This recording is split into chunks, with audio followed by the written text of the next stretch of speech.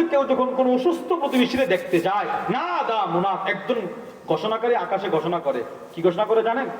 তিবতা ওয়া তাবা মামশাক ওয়া তাবাওয়াতা মিনাল জান্নাতি মানজিলা। ফেরেশতা বলে, এই রোগী দেখনে ওয়ালা, তুই তো রোগী দেখতে আসস নাই, তুই তো জান্নাতে ঘর বানায় ফেলছিস। বলেন দেখবো তো ইনশাআল্লাহ। 3 নাম্বার, কোন মানুষ যখন আরেকজন মুসলমান অসুস্থরে দেখতে যায়, নবীজি বলে সকালে দেখতে গেলে সন্ধ্যা পর্যন্ত 70,000 ফেরেশতা যিনি দেখতে গেছেন তার জন্য মাগফিরাতের দোয়া করে। তিরমিজি শরীফে আছে। সুয়াইর নামে একজন তাবি, ইবনু আবি ফাখিতা, সুয়াইর বলে, আখাযা আলী রাদিয়াল্লাহু তাআলা আনহু বিয়াদি, হযরত আলী আমার হাত ধরলেন, হাত ধরে আমার বলতেছে, ইনতালিক বিনা ইলাল হাসান নাউদু, আমার ছেলে হাসান অসুস্থ, আসো একটু দেখে আসি।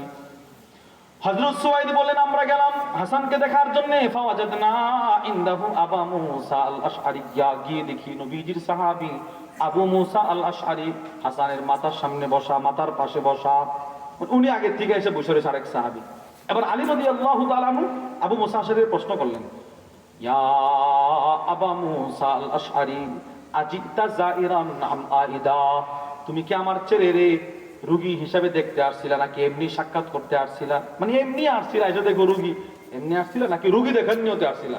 কাইদা, না আমি রোগী দেখার নিয়তে আসছি। এবার আলী বলে, শোনো, সামিআতু রাসূলুল্লাহি সাল্লাল্লাহু আলাইহি ওয়াসাল্লাম, তাহলে একটা খুশির সংবাদ শোনো, আমি নবীর কাছ থেকে একটা হাদিস শুনছি। কি হাদিস? আল্লাহ রাসূল বলেন, মা মিন মুসলিমিন ইয়াউদু মুসলিমা, কোন মুসলমান যখন আরেক অসুস্থ মুসলমান প্রতিবেশীরে একবার দেখতে যায়, সকালে যখন দেখতে যায়, সন্ধ্যা পর্যন্ত 70,000 ফেরেশতা তার জন্য মাগফিরাতের দোয়া করতে থাকে। এবার যদি সে সন্ধ্যায় যায় তো পরের দিন সকাল পর্যন্ত 70,000 ফেরেশতা তার মাগফিরাতের দোয়া করতে থাকে। কি ভাই, দেখবো তো ইনশাআল্লাহ? বলেন বলেন, রোগী দেখতে যাবো তো ইনশাআল্লাহ? আমরা তো আমাদের অনেক সময় অনেক আত্মীয় স্বজন ঢাকায় হসপিটালে ভর্তি থাকে, আমরা কিন্তু দেখতে যাই, কিন্তু আরো অনেক কিছু কাজ সাথে করে নিয়ে যাই। ঢাকা যাব, ঠিক আছে, পয়সাগুলো দেখে আসবো, আরো সাংঘিক যে কাজগুলো, অফিসের কাজগুলো করে আসবো।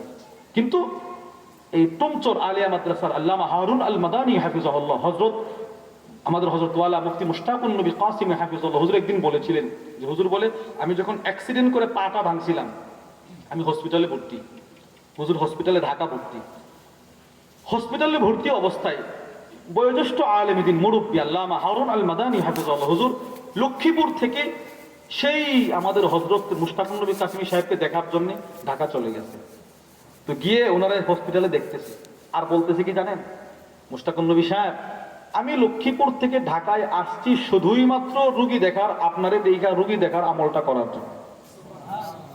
আমি ঢাকা আর কোনো উদ্দেশ্যে আসি নাই যে আপনারাও দেখলাম আরো কিছু কাজ করে চলে যাব, না, বিলকুল এই কোন উদ্দেশ্য আমার ভিতরে নাই। আমি আপনারা দেখছি হসপিটাল থেকে বের হয়ে সোজা আবার আমরা লক্ষ্মীপুর চলে যাব। সুবহানাল্লাহ বলেন না? এই রোগী দেখার আমল, চিন্তা করেন কতগুলো ফিকির ছিল এদের ভিতরে যে আমার যাওয়াটা যেন শুধুই রোগী দেখার আমল হয়। তো এই যে রোগী দেখতে গেলেন কষ্ট করে, এর থেকে লস না লাভ হয়েছে? 70,000 ফেরেশতা মাগফিরাতের দোয়া করছে। এজন্য আপনার প্রতিবেশী যদি অসুস্থ থাকে ওনারা দেখতে যাওয়া, বলেন ইনশাআল্লাহ। 3, কোন প্রতিবেশী আপনারে কষ্ট দিলে সবর করা, ধৈর্য ধারণ করা। সে আপনারে কষ্ট দিবে যতদিন, এর চাইতে কোটি কোটি গুণ বেশি সে কবরে শাস্তি পাবে। আপনি ধৈর্য ধারণ করবেন। কেউ যদি আপনার কাছ থেকে 1 হাত জায়গা জোর করে নিয়ে ছেড়ে দিবেন, যা তুমি আমার 1 হাত জায়গা নিয়ে গেলো, আমি ছোট লোক হয়ে মরে যাবো না, না খায়া মরবো, তুমি নিয়েও অনেক বড় কিছু হইতে পারবে না, তুমিও সর্বশেষ 3 হাত মাটি, আমারও 3 হাত মাটি। ধৈর্য ধারণ করা, প্রতিবেশীর জুলুমের উপর নিজেকে ধৈর্য ধারণ করা, এর বদলা আল্লাহ দেন।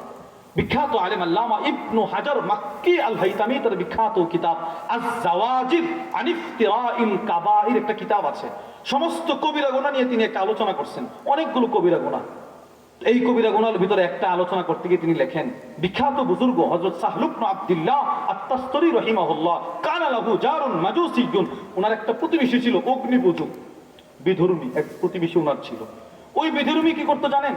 সে তার ঘরের যত ময়লা আবর্জনা ময়লা সবগুলো আইনা ওনার উঠানে ফেলে দিত, উঠান মানে আঙ্গিনায় ফেলে দিত। আর এই আল্লাহর ওলি বুজুর্গ সাহল ইবনে আব্দুল্লাহ আত-তাসতুরি রাতের অন্ধকারে এই ময়লাগুলো পরিষ্কার করতেন। সে সারাদিনে ফেলে, উনি রাত্রে পরিষ্কার করেন। সাহল ইবনে আব্দুল্লাহ আত-তাসতুরির মৃত্যুর সময় যখন তিনি মৃত্যুবরণ করবে, অসুস্থ অনুভব করলেন, তখন তিনি এই মাজুসিকে ডাকলেন, বিধর্মী প্রতিবেশীরা ডাকলেন, ডেকে বললেন, ভাই তুমি আমারে মাফ করে দাও। হুজুর কি করছি, আপনি কি করছেন, মাফ করবো না? ও ভাই, আমি ভবিষ্যৎ জিন্দেগির একটা বিষয় চিন্তা করে তোমার কাছে মাপ চাইতেছি। সুবহানাল্লাহ বলেন। আমি হয়তো পৃথিবীতে বেশি দিন বাঁচবো না, কিন্তু আমার যে কয়টা ছেলে মেয়ে আছে, আমি যে জিনিসটা এতদিন সহ্য করে আসছি, এরা হয়তো সহ্য করতে পারবে না। হুজুর বুঝি নাই কি, খুলে বলেন। তো তিনি বলতে লাগলেন, এতদিন পর্যন্ত তুমি যে ময়লা আবর্জনা ফেলেছো, এগুলো আমি পরিষ্কার করে ফেলেছি।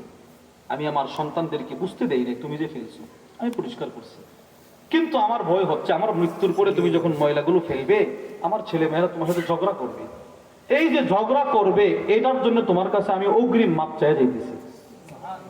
সে বল, হুজুর আপনি এতদিন নিজে পরিষ্কার করছেন? বলে, হ্যাঁ।